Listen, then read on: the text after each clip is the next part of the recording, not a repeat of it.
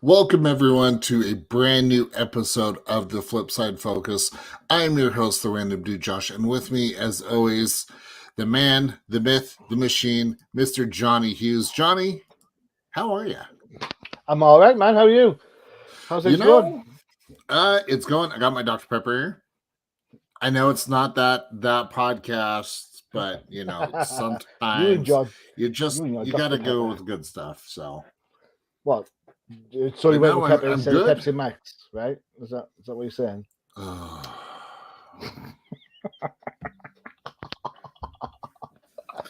Why do I do these shows with you again? Well, why do you you just feed me the lines, man. Feed me the lines. I mean, six years now I've been doing this with you. Oh, man. No, this is fun. I enjoy it, even if you give me a hard time. And we got a new book, and we have a special guest today. Buy one, get one free, right? Is that how it works? That works over here in the UK. I say you get one free. There you go. Nice. Very nice. Very nice. Well, let's bring him on. Our special guest, the creator of There's an Alien in My Toilet, Mr. Samuel Vera. Samuel, you go by Sam or Samuel? Samuel's good, yeah.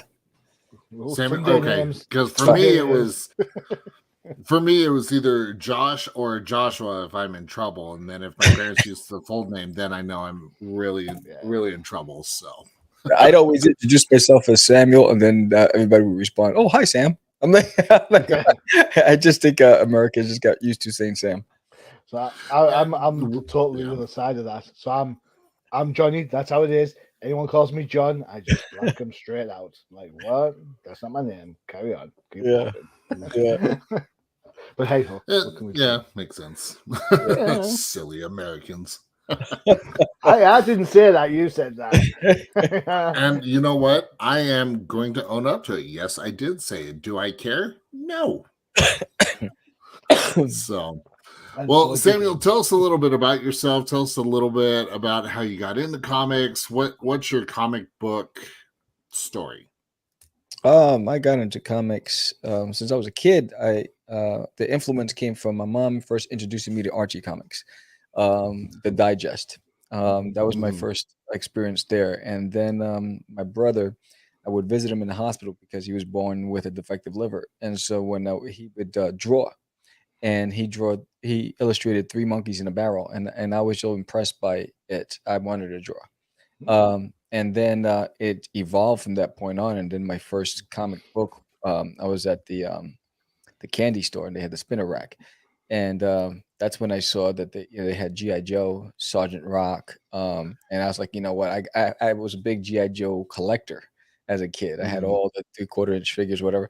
And so when I saw I said, they got a comic book? Are you crazy? Because I used to get the magazine subscriptions for G.I. Joe, but I didn't know they had a comic. And then from that point on, then it was I was watching Too Close for Comfort. I'm going way back. And so the father was a comic strip artist, and he illustrated Cosmic Cow. And, that's how he made his living. He had a family, he had 2 daughters, a wife. I was like, wait, you can actually make money doing what you do? And I was like, that's it. That's what I want to do. And that was the beginning of my journey. Josh, that's where we're going wrong. Maybe we should. Yeah. We picked the wrong niche, man. Damn it. Talk is cheap. Oh man, that one hits hard. We do it for the love. We do it for the love. Yes, exactly. So what so as you went through this journey and realized that making comic books was what you wanted to do, was the book that we're going to talk about today, is that your first book, or have you done others? What other books have you worked on? No, that wasn't my first book. My first attempt at creating my own comic was called Cosmic Gorf, and it was influenced by. I mean, I was a big Jim Henson fan. I love the Dark Crystal. I love Fraggle Rock. I love the Muppets. And so I wanted to create my own character. And I love the Alf, the series, right? So it was like a culmination of like you take, Dark Crystal, Fraggle Rock, and Alf, and you mix them together, and you're gonna get the Gorf. And so that was my first outing of creating a comic book, and that was my first actually self-published book, was Cosmic Wars, because it went from Cosmic Gorf to Cosmic Wars, and I did a couple of issues at that time, and then I moved on to another title. Okay. How was that? How was that feeling like when you finally get that first published book and you're holding it in your hands? What was that moment like for you? It was crazy because I've always had these. If anybody know me as a kid, I always had these grandiose ideas, right? I always had these huge aspirations, and so I said, I'm going to do this myself, right? Because like a lot of aspiring artists, you get turned down left and right? You get all those rejection letters, and I just made it into wallpaper. I was like, it's just more motivation. I was like, you just don't know, right? And I just kept working harder and harder, and the ones that gave me legitimate feedback, I took it to heart. And I worked on it. So anybody who critiqued me with legit, like the editors that actually took the time to say, well, if you did this and did this, but then there was some that it was just, very, it brushed you off. And, I remember I tell the story that I got photocopies of Michael Turner's art, and says, if it doesn't look like this, don't bother sending us anything. They didn't say anything other than send me that. That was the rejection letter, was just photocopies of his art. I was like, gee, thanks. The message, got it, received, loud and clear. So when I decided to do it myself, I didn't have a playbook. I didn't have anybody to be able to guide me. So I did it the old-fashioned way. I grew up in Queens, and you learn how to hustle. So I found a buddy of mine who gave me, under the table prices for full color gloss printing. Right. The only caveat was he gave it to me in spreads, and I had to fold them and staple them myself. So, I had boxes stacked on top of the books to keep them flat. We're there in my living room with these long staplers, stapling to get down the center to make the right measurements and the whole bit. So, I mean, hundreds of books. And so we had full color gloss. And then I said, what, if we're going to do this, we need to look like, it was as a group of us. I said, we need to brand ourselves. So we had like baseball jerseys with our company logo, Crazy Comics, and the baseball caps. We had cardboard cutouts. But then I was like, I don't have a venue, and I don't have the money for the venue because I blew everything on all the props. So a friend of mine introduced me to Michael Carbonero, who runs the Big Apple Comic Con. And so I walk in, and I was like, hey, Mike, my name is Sam. He said, who are you? Mike is like, he limited attention span, really short attention span, and he'll forget your name. No matter how many times you tell him in a day what your name is, he'll still forget it, right? So he's like, who are you? He must have said it 10 times. I said, well, I'm an artist, whatever. I said, I'm trying to find out how we can get a table. He goes, well, it costs this much. Go see that guy. I said, no, you don't understand. So I pulled out of my portfolio an ad piece that I did for the Big Apple. He's like, hey, that's my show. I said, yes. He goes, who did that? I said, I did. He goes, if you do that again, I'll give you a table. I said, okay. And then that's how the relationship started with the Big Apple. So we got a free table. So now we had the table, we had everything that we paid pennies on a dollar for. And then we went, and it was a curse and a blessing, because our first show, we killed it. I mean, we had lines. Everyone's like, "Who are these guys? These young guys with full color gloss comics, where everybody's doing black and white ash cans, and all the guys in my boat. They got jerseys. Who's sponsoring these guys? We don't know. We're just hustling. And, You're the Mets, is what we're saying. Yes, Yeah. So, it's like your mom says, set the table, right? So we set the table, and we had fun, and that was the beginning of the for us. And so for me, and then I went to all the comic shops, hand delivered them. We're going out of the back of our trunks, just going to the comic shops and say, "Hey, would you carry it?" They said, "Yep," and and then we do it, and most of them would do it and pay us on the spot, and they didn't even do a consignment. They said, "Yeah, we'll put them on the shelf," and so we were very fortunate at that aspect. So the beginning was exciting because we didn't know we were breaking rules. We were just doing what we thought we should do. So how does that change then as you become more and more established then? Because I mean, that excitement is great to get you through the initial push, but now you're old hats. Yeah, now you've got 2 baseball caps. Then you got to talk about sustainability and longevity, right? So what have we done? We've created a monster. Yeah. So there's the story is from 05 to 08. There was a wave we were riding, right? Or on local, national news, we're in the newspapers, on the radio. There was a lot of attention around it. I also almost had a deal with Warner Brothers for the cartoon. And then when that fell through and a lot of things went south, I left comics for 10 years. I walked away from everything. And I just focused on my career in corporate world. And I did that. And then it wasn't until 2019 when I decided I needed to finish what I started and at least finish my stories and see what I can do with it when I decided to come back. And then as I started setting up the show and getting everything ready, because I also have the podcast,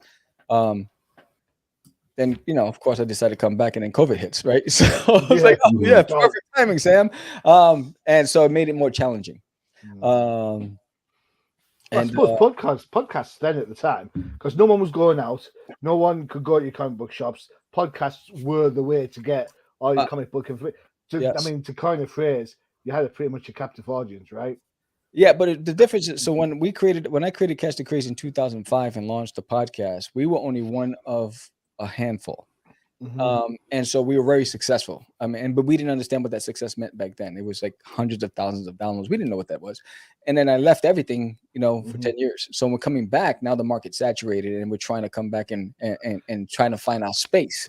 Saturated, yeah, right. So and we're saturated. Do you think? So the climb was double difficult, whether in the comics and that. So then a buddy of mine told me about crowdfunding because I didn't know it. I wasn't onto crowdfunding, and that's how I started bringing my books back, was through crowdfunding. Cool, excellent. So self-published, crowdfunding, is that your happy place now, or are you hoping to pick up a studio down the line? No, it's not my happy place. My goal is at the end of the year, my books will be my graphic novels will be distributed in stores through my own efforts. My goal is to have a bigger studio pick it up eventually, but I understand that I have to do the legwork. I have to I have to entice them to want to see. They have to see that there's some sort of value for them in order for them to want to go and pick it up. So I know that I have a lot of work to do on my end. To be able to convince them through the consumer, and that's why I do all the shows, and I'm getting ready to do the Dallas Fan Expo next week. Cool. I like it. Well, let's talk about There's an Alien in My Toilet, because just right off the bat, and I'm going to share the cover because I got a chuckle out of it. With it, tell us a little bit about There's an Alien in My Toilet. Where did you come up with this idea? His name is Duty. He's from the planet Uranus, and so toilet humor is its best. Yeah. So where it's unique because the other books that I've created, I grew up with. I grew up creating them. Duty, what happened was I was at a Big Apple. A newspaper editor approached me, liked my style, and said, if you have a comic strip that's sci-fi related and humor, we'd be willing to publish it in the paper. And so, I was driving through the Lincoln Tunnel, and then boom, the little green guy just showed up in my head. He says, "Hi, I'm Duty from Uranus," and that's how it happened. He just popped in my head. I met my buddies at IHOP. I said, "I got the next thing." Well, I started drawing the character design on the table napkin. And then I started it out as a comic strip, but I was like, you know what? I don't want it as a comic strip. I want a full-fledged comic book. And I see so much potential with this character. So I just decided to not go to the papers at the time, and I decided to self-publish myself. And that was Duty was at that time was the character that Disney and Warner Brothers was interested in back in 2008. And then the deals fell through because the leadership changed, and the people we were negotiating with were no longer with the company, and the new teams didn't want anything to do with anything that was already on the table. So they decided to go a different route, and that's when they had Kids WB. So they dropped Kids WB and anything on the table with that, and that was what I was going for. So he is this egocentric alien from the planet Uranus. He thinks he's the smartest, most intelligent creature in the universe, and he's sent to Earth on a recon mission to determine if we're a threat to his homeworld. That's the story he's led to believe. Really, General Goatee has the burden of babysitting duty. So he's trying to get him off out of his hair. And the reason why he has to babysit Duty is because Duty's father is the Emperor of Uranus. So, so he sends him on a fool's errand. And so Duty, in his haste, he forgets to refuel and he crash lands on Earth. And that begins the story, his journey. Now he realizes he has to survive Earth's simple creatures, eventually getting into a house where he encounters a Chihuahua named Herman who thinks that Duty's a talking jalapeno, and then the story starts taking off from there. What were you smoking when this happened? I just want to know. I did so. Can you send some my way, please? Thank you very much.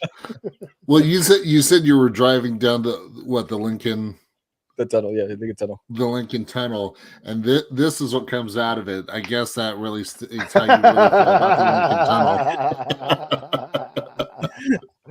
feel about the Lincoln Tunnel. So this book's all ages, right? This is all ages. It's family friendly. The punchline is in issue 10. So you're not going to understand the significance of the toilet until issue 10. And it's really about this. He's really insecure. And he's trying to overcompensate and prove to his father that he's worthy, which is why he overcompensates with his bravado and his arrogance. And no matter what happens, he refuses to admit defeat. Every turn, every creature he encounters, he takes a licking. But his imagination allows him to take on a persona of a superior being where his foe in reality he's defeating in his imagination. And that's where in this issue that that's on Kickstarter right now, you see a photo of him as a samurai, and you're like, well, how does he become a samurai? Well, that's because of what happens in that series. Okay. Yeah, so as I was reading through, I mean, the first issue, I instantly got a lot of that humor. And kind of felt bad for Duty there for a little bit because it was like every twist and turn. Yes. The moment he comes to Earth, I mean, getting caught in the tree and well, damn. And then moving forward, the bird, and it was just nonstop over and over again. It was one of those moments where when you see a friend get hurt, yeah, and you can't help but laugh. You feel bad for him, but it's still funny. Yes, because that's kind of how I felt towards Duty. Because his refusal to acknowledge, you know what I mean? And so even when it's happening, he's still talking smack. So, and I think that's what makes him so endearing. It's that refusal. We all have that when we were a kid. You fall. Like the time when I was in junior high school and we had a fire drill, and we're all walking outside, and I see this girl across the street, and she was so cute, and I fell into the trash can. So then you get up and you pretend nothing happened, and you just keep walking. That's Duty. He's gonna pretend like it didn't happen. So when that happened to you, is that the look on your face when it happened? Yeah. I was like, oh, damn. Like, everybody's out here. They're gonna see me. You heard the roar, the laughter. I was like, oh, damn. Yeah. Cool. That's awesome. So you mentioned, so now we're on to issue 2. Yes. we got a Kickstarter. I mean, once I got through issue 1, I mean, it looks like Duty just happens to see the house. Mm-hmm. Is it issue 2? That's when he finally gets to the house. In issue 2, he has some other encounters. The house is in issue 3, but in issue 2, he has several. He has in issue 2, you're gonna find out there's a government agency that's tracking down this UFO, right? So there's Agent Doe. There's an organization that called We Are Not Alone Incorporated that's out to find this extraterrestrial ship, the crash landing site. So you're going to see they're going to get introduced in this issue, and in this issue is I see red people, and it's because he gets attacked by red ants, and then you'll understand what happens. So why he becomes a samurai, and the house is not till the 3rd issue. Okay. So let me ask. I've got to ask a quick question from a creative point of view, if I may. Yeah. So you're credited as writer, artist, creator. Mm-hmm. Okay. Which do you find easier to do, the drawing or the writing? Or is it like a symbiosis because you're doing like a comic strip idea, but just built into a comic book? With Duty, it's one and the same because I draw it and the dialogue comes after. That's the only project I've ever worked on that it works that way. Everything else, I have all the scripts already pre-written. I have the bios, the history, the world, everything. Everything's pre-written. With Duty, it's I have it plotted.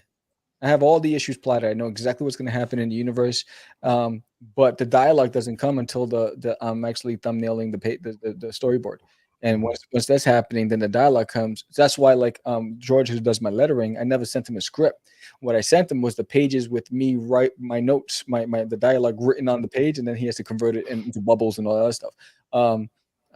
It's the only project that I have that I don't have full scripts for. So the comic book actually becomes a script at the end.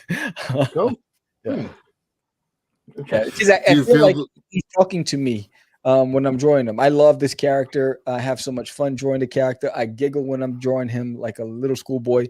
And it's almost as if it's like the way he introduced himself to me when I was driving. He just popped up. He says, "Hi, I'm Duty," and it was like it was a life of its own. And I think that there's a lost soul from another generation that had this story and is using me as a funnel to get it out. Cool. So when you're going through the dialogue, I mean, because you described that you don't actually have the script until you're drawing out the storyboards, right? How often do you see the dialogue really kind of changing or molding from the original idea, if that makes any sense? Not much, because I don't draw the pages unless I'm inspired. So it like, for instance, so I make it a point to draw something every day, and sometimes it's not even the comic book. Sometimes I'm just doing clip art of Duty, doing different scenes. Like today I was doing a live drawing. I drew Duty on top of a turtle fishing. But when I'm drawing the book, I have to be in the zone. And so once I'm in the zone, then you can't get me. I can't be distracted. I lock myself in the room, and it's just I have classical music in the background, and it's just me and Duty, and we're just rocking it out. So it have to be in the zone. Okay. Does because you mentioned that you listen to classical music, are there other genres of music that you listen to while you're in that zone, and does that impact Duty's adventures? The genre it's usually classical music when I'm drawing Duty, because I don't want anything with words because he's talking to me, and so I just want instruments. If I'm not doing the storyboards and the dialogue and I'm just having fun drawing, then I'll listen to like Joe Rogan podcast, or I'll have like Alf. Ever since Shout brought back Alf, I watch it on replay and every episode. So I'll listen to Alf in the background. I have my Alf doll right here. huge Alf fan. Huge Alf fan. Nice. So, so I have the Alf screenplay. I have all of the episodes on VHS. If anybody knows what that is, Yeah, Oof. I remember. I have every comic book of Alf, and I have the animated series. Yeah, I'm a big fan of Alf. So yeah, so for me, it's anything that's just going to just keep me creative, but until I'm writing dialogue, and then it changes. Cool, excellent. So, if you have an opportunity to write an Alf comic, would you take it? In a heartbeat. You don't have to tell me it twice. In a heartbeat. That's like a dream. It's like, it's like they were having a they posted out a pitch contest for an Alf if they brought back the series, and I didn't meet the deadline. I was like, oh man, I have a great idea for Alf, but I didn't meet the deadline because I was getting ready for licensing expo, and next time. Did he finally get his hands on the cat? That's what we want to know, right? remember, he fell in love with the cat. He had a soft spot for the cat. Yeah, right between his gullet and his stomach, I think it was. Oh well, hopefully that happens, because I would love to see, just based on what I read with There's an Alien in My Toilet, that the opportunity for an Alf comic heads your way, because that would be entertaining. It's funny when you've mentioned Alf, you can see the transferable humor element. Yes, it's the dry humor, and I think that's what made Alf for me so endearing. And he was another one. He was just he always gave you lip service. He always had a response, right? And he felt that he was smarter. I just watched an episode with him and Kate, and they were having a disagreement. He goes, you're the only one where that I don't have this relationship with. Maybe it's you. Instead of acknowledging it with him, you know what I mean? But that's the joy, I suppose. That's the secret to the book. In the toilet, in my toilet, as well as Alf, is that because it's aimed at all ages, you've got the cute character that kids love. Yeah. But then, as you said earlier, the talking smack, which the adults get. It's kind of like the context. I'll give you an example. Here's an old school example. Do you remember the old Spider-Man TV show from the 70s? Right. Yeah.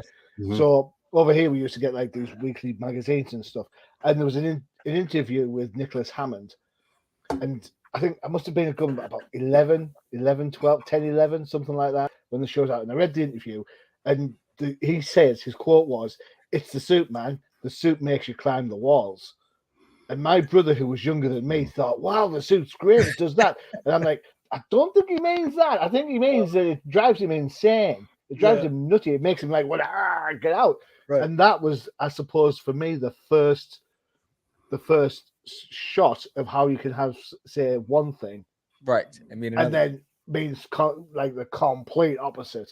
Yes. And I think that's part of the joy of books like your book, the joy of things like Alf, things like the Muppet Show, where we're laughing at the adult dialogue, but the kids laugh at the funny creatures. Yes. Right. Yes. It's the best of both worlds. Yeah. Cool. It's fun to watch like the old Muppet stuff, and you watch it now as an adult, compared to when you were a kid, and you're like, I can't believe they just said that. Yeah, you know what? I think a lot of it has to do with the fact that the world has become so hypersensitive. But then I was having that conversation, even about Looney Tunes. You don't realize, when you're a kid, that in the 2000s, the 2020s, people are going to go crazy over, and they're going to try to shut it down.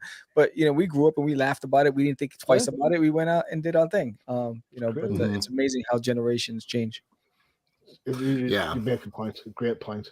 But hey ho, it's the world we live in right now, right? Yeah. Right.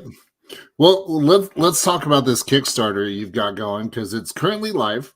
Yes. There's an Alien in My Toilet issue 2, already fully funded with 21 days to go. Yes. So I mean that in itself has got to be exciting for you. It is, at the first one, issue 1, we had 86 backers. And this one's a slower campaign, and I don't know if it's the curse of the issue number 2.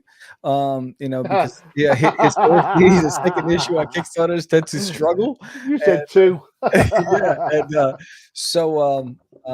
but yeah, we got 21 days. I'll be at the Fan Expo next week, and I'll be promoting this campaign as well there. So, but one thing I want people to know is that every issue of There's an Alien in My Toilet, there's an educational aspect to it. There's puzzles, there's trivia. I love the puzzles, I must admit. It took me a couple of goes to go do the maze in the first issue. I was like, it's a con, there's no way around. Oh, wait, there's no way around. It's a con. You set us up. I found it. So for me, it's like, it's great for the whole family to enjoy. The last campaign, I was able to send 25 copies to the Comic Book for Kids organization, where it goes to hospitals where kids are struggling with cancer. And this, I'm hoping to double that with this campaign. So there's a tier that you can add on where 6 books will go directly to the Comic Book for Kids, and anybody who picks that tier will get a sketch card from me, a commissioned sketch card. And so there's so much to it. That there's the activity book. I also have the first time ever an activity book on this campaign, which is what you see with the 4 pages, but now it's a full-blown book, 24 pages of how to draw duty, puzzles, mazes, trivia questions, just to encourage learning and get the creative mind juices going for kids. And this campaign, there's a guidebook to the characters, volume 1. It's 24 pages of characters from the entire universe. There's also a trading card game in development, and so the volume 2 trading card set is available. Why did you say that? Josh's ears just went like this. Yeah, so the card game, what? Yeah, the game will be. I didn't say anything. Yeah, the game will be completed at the end of next year. So the cards will be each volume card will be available in every campaign, and there's also a coloring book on this. Just imagine Duty the Gathering. It's called Duty's World. It's called Duty's World. Party time, most excellent. Yes. And then for the parents that have even younger kids, there's a picture book, a kid's book of Duty's adventures, him growing up on the planet Uranus, where he's getting bullied in school. And so he becomes Super Duty, and the bully becomes the diabolical egomaniac overlord nemesis Poo Poo, and they have to do battle. So the names are great. So that's also available on this campaign. So there's a lot to offer here. And anybody that pledges during this show, physical backers, you'll get this magnet right here, which you see cool. Right there. Yeah. So anybody who does a physical pledge during this live show right now, you'll get this. It's 3 inches by 4 inches of Super Duty and the Poo Poo. And if you do it digitally, you'll get a digital version of it. So that's my way of saying thank you for supporting this show and pledging while you're watching this. Awesome. Yeah, I having looked at a myriad of Kickstarters, I really like the fact that you have such a wide variety of options that do cover all ages. I mean, just the activity book, being able to learn how to draw duty and all of that. I mean, that's quite the undertaking to be able to come up with all of these different options. Yeah, my goal is to make it an experience. The way it was for me as a kid. So, when I collected G.I. Joe, there was the cartoon, there was the comic book, there was the action figures, there was the art, there was the cards, you had all those things. So that's what played heavily on my decision making to create Duty, to be able to provide a world building adventure, so that it provided families with options. I'm not going to stop until I make Duty a household name. I'm just trying to think of the context, because I'm thinking it pretty much is, but never mind. Oh my god! I think you're on a bit of a winner. I absolutely do. I think the character design works. It has that quirky, fun look. The first issue is clearly a fish out of water type of story, which is always fun, And then, of course, as things progress, things may become a little more serious. I love the wordplay. I see red people. It's stuff like that really really tickles me. So I think I like the branding. I think you look at the Kickstarter, and it seems it's all put together well. It fits well. It looks great. I can see why it's been such a massive undertaking. But I mean, as you said, these are the things you've got to do to show potential publishers that there is longevity in the character. Yeah, and I live, breathe duty. I mean, it's I get up at 7 in the morning. I'm working on the character and the universe all day, every day. I go to sleep thinking about what I'm gonna do tomorrow. What do I have to, so it's like it's crazy. Yeah, so it's interesting because before I decided to commit 100% to duty, I released a fantasy book called Forbidden on Kickstarter. I launched another book called Catch the Crazies on Kickstarter, and I decided that what, my focus has to be singular. So I decided that since all those projects are already done, I could just promote it at events on my website, and get print on demand distribution. My focus is 100% on Designating My Toilet from now for the next decade. Cool. So when do we get the video game?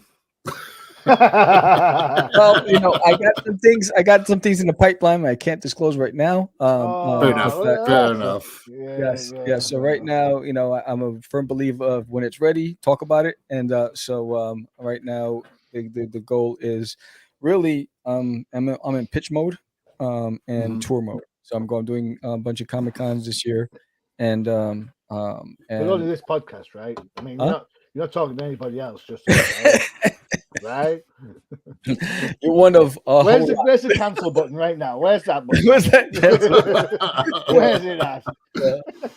And so the legwork is getting all the word out, really promoting it, getting the face out there. And I'm talking to schools right now about doing if they buy a certain amount of copies, I'll go and speak for free at the schools. I'll do art demonstrations. All they have to do is get a copy for each of the students. So that's what I'm doing right now. I'm trying to get it into as many hands as possible. Can I just ask then, is there a lot of resistance to schools to comic books right now? There is. So you have to go through committees now, right? So back then, it was easier for me. I used to be able to go to schools. They would buy a certain amount of copies, or they would just pay me a flat fee, and I'd go in and I do an art tutorial. I'll talk about the stories, whatever. Now, because everyone's so hypersensitive, it has to go through layers. Yeah. So that's the hard part. I was talking to a few teachers, and they were talking about the hurdles, but. For me, I'm trying to get through. If I can get the teachers buy-in, they will help be my sounding board and getting in. So that's where I'm starting from, is with the teachers. I mean, I just asked because obviously we've heard of the last couple of months. I know it's not the same style of book, but Mouse has been banned in schools. Yeah, all over the place. How can you ban Mouse? I have no idea. Yeah, but there are people that do look down the nose at this thing called comic books that we love so much, and that's regardless of whether it be Doody, whether it be Batman, whether it be Watchmen. Right. People look down the. Yeah, I think the advantage I have is that I have the full activity book, and it's total education and fun. So that's the advantage. So if I can get Doody in with that and start there, that's a win, because what that'll do is create curiosity on who is this character, where can I learn more from, and then the kids will say, hey, this is available here, Mom, can I get it? And then go from there. So my angle is going in with the activity book and then build. And are those Doody dolls behind you? Yeah, yes. These are prototypes. All prototypes behind me. Hold on. Oh, he's gonna go pick up a Doody.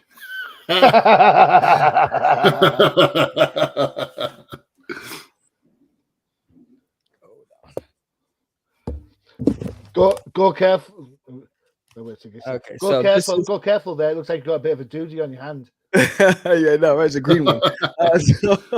So this is a prototype latex version of Duty. He's got the tie, and he's got the belt with the holster. Oh, yeah, Um, cool. I got and one. then I have the bust. And this is basically I created this bust. I had hit it on my table at conventions coming out of the toilet bowl. And then and then I have the plush doll. I like the plush doll. Yes. I can see how the Yeah. plush doll would be a big success, definitely. Yes. So these are prototypes. You basically showing the merchandising opportunity for the brand and the character. So again, because I went to Licensing Expo and I was pitching to the decision makers. So I'm trying to make it as easy as possible where I answered all the questions before you asked. I have an animated short trailer. I have the trading cards. I have the book, the coloring book, the guidebook, the figures.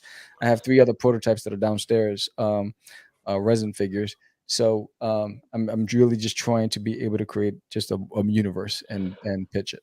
Do you worry then with so many different options for your characters? Do you worry about the licensing getting away with it? You know what I mean? The kind of sort of like going too far, or you're not having creative control over some of the licensing decisions, or is it firmly your way or the highway? For me, it's I have to have creative control. Yeah. So the way I was talking to an attorney, the way I have it is I'm not the animation house, right? Right. I'm not going to tell you how to do your job, but I want to make sure you stay pure to the character. Right. Perfect. Right. So that's the point I was trying to make. So it's like the partnership is rely on the experts to do their part, but trust me. What attracted you to this character was because you fell in love with the way it is. Don't try to change his DNA. Yeah. That's the one thing that I won't compromise, because it doesn't matter what the money is. It's the characters. I'm in love with this character. This is my best friend. I'm going to protect him. So don't take the pee out of duty. No. And, Wow, Johnny. Wow. What? You're telling me I can't go the whole segment without doing toilet humor? I mean, I know your jokes just went to the toilet on that. It's fine. It's fine. Well, it seems like Sam's the only one that's flushed with success here then, isn't it? But also, if we get to 100 backers, all physical backers will get a copy of this print, not the frame, but the print. And digital frame, digital backers will get a digital version of it. But if we get to 100, then this is that's awesome. Yeah.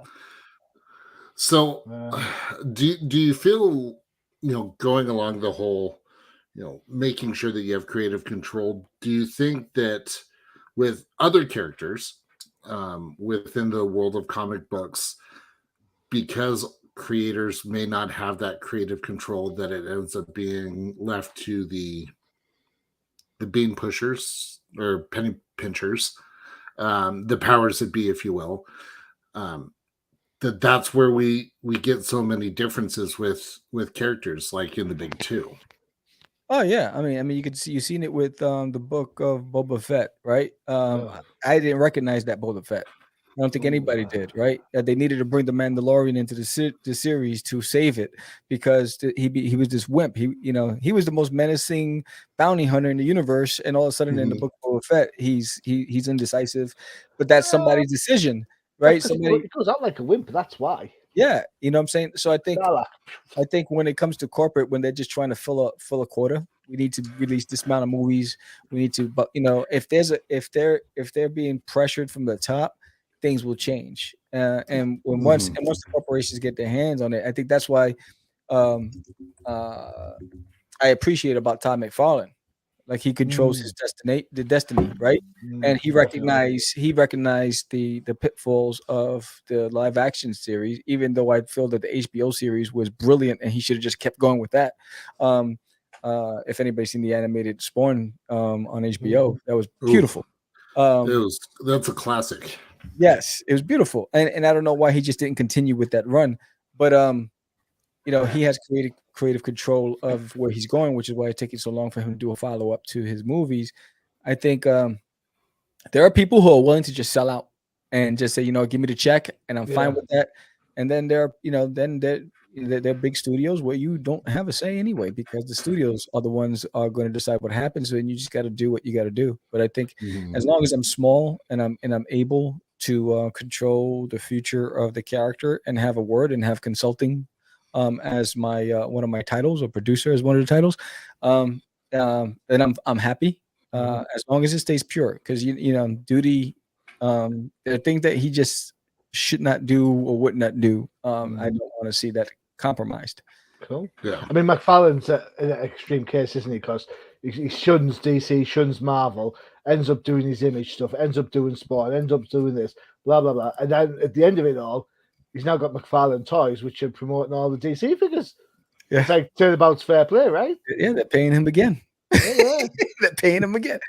So it's like, he's a smart man. But he's a prime example of what happens, right? So you had somebody who's a creative dream, illustrator at that time. These guys were geniuses, right? They changed the game. So, some of them are. I can think of one that probably wasn't a genius. Right? Stop talking about Liefeld. But I didn't say a word. So for the lawyers listening, I didn't say a word. Yeah. I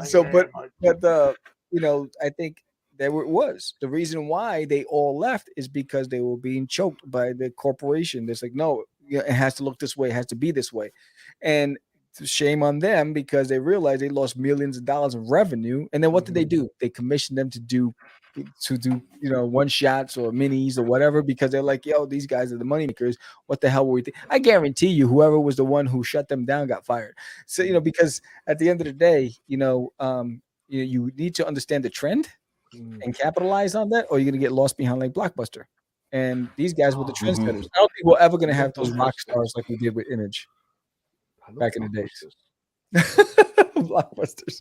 I love the Blockbuster show. I lived there. I love them. I love you could go in and you could buy DVDs and videos without the cases on, and you can get popcorn. You popcorn, right? Yeah. And the popcorn was overpriced there too, just like it is now. Yeah. I think that's one thing I love about indie, though, is the fact that these characters that we read about, that we come to love, the creators really do maintain that control. Yeah. And it does stay pure to the, as you said, Samuel, to the character's DNA. Where we see that in the big two with, all of, Batman, Superman, Spider-Man, the X-Men. They've gone through so many iterations that it is now kind of a convoluted mess, and we don't get that. We don't have that as much. I mean, it has happened, but, it is what it is. So I admire the fact that you're keeping Duty close to the chest. Yeah, it's I mean, he's the reason why I came back into comics. He's my unfinished, story. My goal is to, when that moment comes and I'm sitting on the porch looking at the sunset, I'm sitting there with Duty, and having a nice drink, and just saying, we did it, Duty. And that's it. So for me, it's like, if I can do what inspired me, like I grew up with the Peanuts, Charlie Brown. Jim Davis is Garfield. It's like, for me, if I can have that same thing and have a generation grow up with Duty, I'll be that's all I need. Cool. Excellent. Well, let's go start somewhere. Yeah. Thank you. Lovely sentiment. Awesome. Thank you, guys. Awesome. Well, again, the Kickstarter live right now for There's an Alien in My Toilet issue 2. For everyone watching, go back the project now. It is definitely worth it. And of course, you get to see why Duty becomes a ninja or a samurai, because yes. Okay. I mean, there are questions that need to be answered, and this is one of them. Yes. Why does he become the samurai? So Duty is what Duty does. Love it. Love it. Oh my God. So head over to Kickstarter, go check that out. And then as well, go check out Samuel's website, dutiesworld.com. Duties World, I just launched it this week, and this past week, and I spent I went to the expo, and one of the biggest things that came out of it, do you have a dedicated site for the brand? And I did a long time ago, but I shut it down. So I decided to go back and do it again. And so I shut down I Create Stories, and I designed Duty's World this weekend. And 48 hours, locked myself in the office, and just did it. So that it's up and running now. Yeah, there it is. I took the opportunity. I looked through it. It really is Duty's world. Yeah, no pun intended. We're just living it. So definitely go check that out. And Samuel, again, thank you so much for coming on to the show. Definitely appreciate it. Thank you. Thank you love what you're doing. Welcome. Keep up the great work. Thank you. So, and Johnny, it's been fun. As always fun. Always. You know, I'm just happy this episode didn't go to the toilet.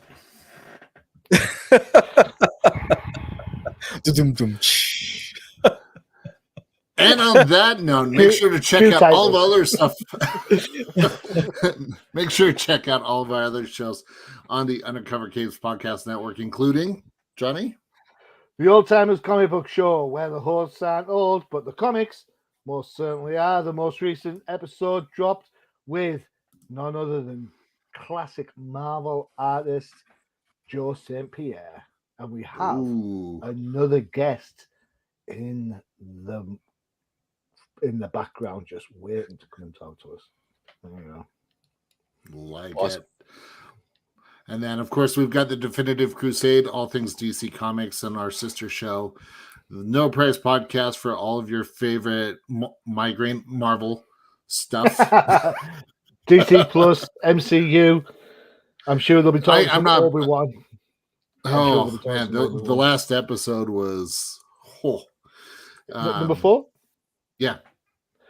Yeah, number 4. Number 3 was good. Number 4 was... Samuel, are you caught up on Obi-Wan yet? Yes, I watched it last night. Leia was pissing me off, constantly running away, and Obi-Wan was pissing me off. I was like, "You got the Force, just stop her." And why are you chasing her? She has little legs; they're like 2-inch legs, and you can't catch her. I don't understand this.